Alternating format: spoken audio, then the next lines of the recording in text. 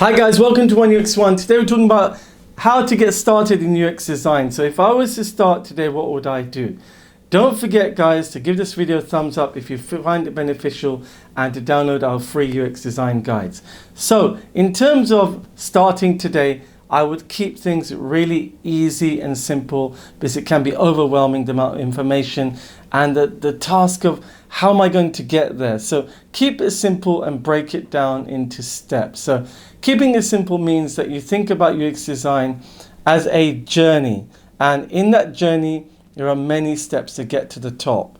Now if you break it down like that into the UX design process, or if you break it down into phases of what you want to learn, i.e.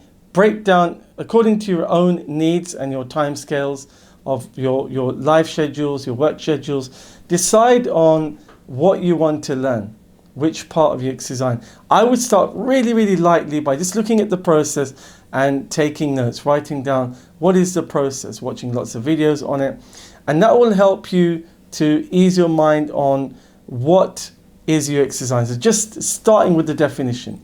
What is UX design? It's the process of solving design problems and fixing defects and enhancements. And there's many different definitions of UX design. So you start with the definition, start with your time scale, and then work towards looking and copying. I'm going to say cheat. Cheating is a great way to learn, i.e. look at those people that have succeeded. So look at resumes of people that are UX designers. Look at portfolios of people that are UX designers.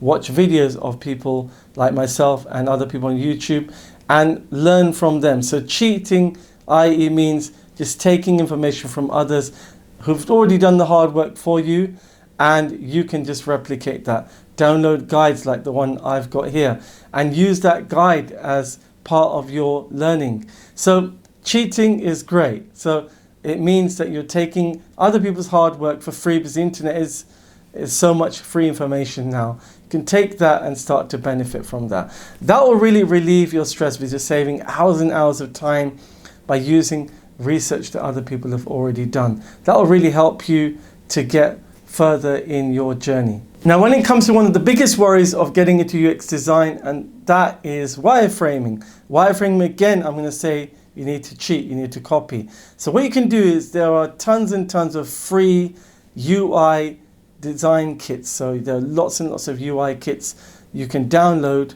and just bring into Sketch or Figma or InVision or any app that you want to use for wireframing. And if you don't know which one to use, just watch some YouTube videos on what the benefits, pros and cons of these apps are. They're all very similar.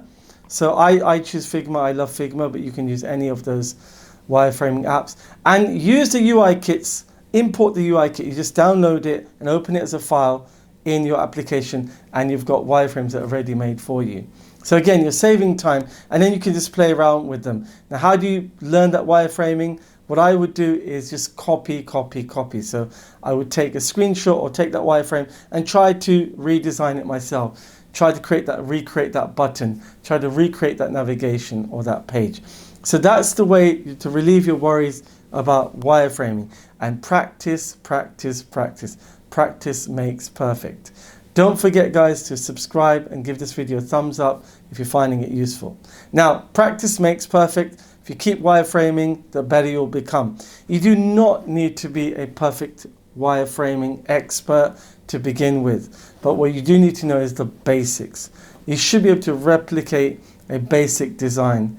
It doesn't have to even be color, because you can work with a UI person, a UI designer. What you need to know is that can you create a wireframe in black and white, simple, and the way to do that is to bring in an image of a screenshot of an app or website and just trace over it with the wireframing tools. So that's the way you can learn that. So another thing to do is offer your service. Now I know you're not fully qualified yet, you don't have the job, but you know more than somebody who has a small business or a side hustle or an Amazon website page or an eBay account or a small business of any sort. You can help them improve their UX design or offer them UX research. That is something that you know more than them, and once you do that for them and you're doing it for free, you can add that to your portfolio add it to your resume, and you're helping a friend or a colleague out, or even it could be just a complete stranger that you contact walking down the high street, or emailing somebody and saying, I can do some UX research for you, or UX research outcomes I can discover for you. I can do some UX design for you. I can create and discover improvements for your website or app. So when you offer something for free, people will happily take it. It'll give you practice. It'll help you build your confidence and your knowledge.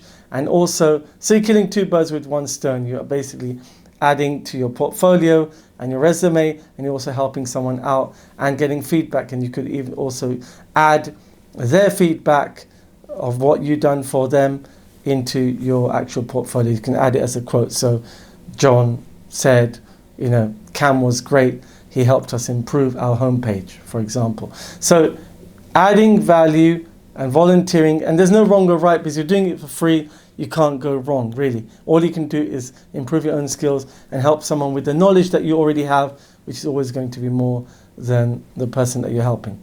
Now, the next thing I would do if I wanted to get into UX design is contact on LinkedIn or contact on websites, and contact anybody who's an expert or a mentor. Find someone who can give you advice. You'll be surprised, even on Facebook, Instagram, people are really helpful. People will answer your questions, and ask people questions. Is it a secure job? Is it a secure future? How do I get in? What's your advice? Are there any steps I should take? So it's free to ask, and if you don't ask, you don't get. So what I would do is contact people and get their free advice. People are really, really helpful. Even junior UX designers who've just got in will give you free advice. And there's a lot of great people out there who are helpful and will help you along your journey to UX design or UX research. So be part of a conversation. Join groups.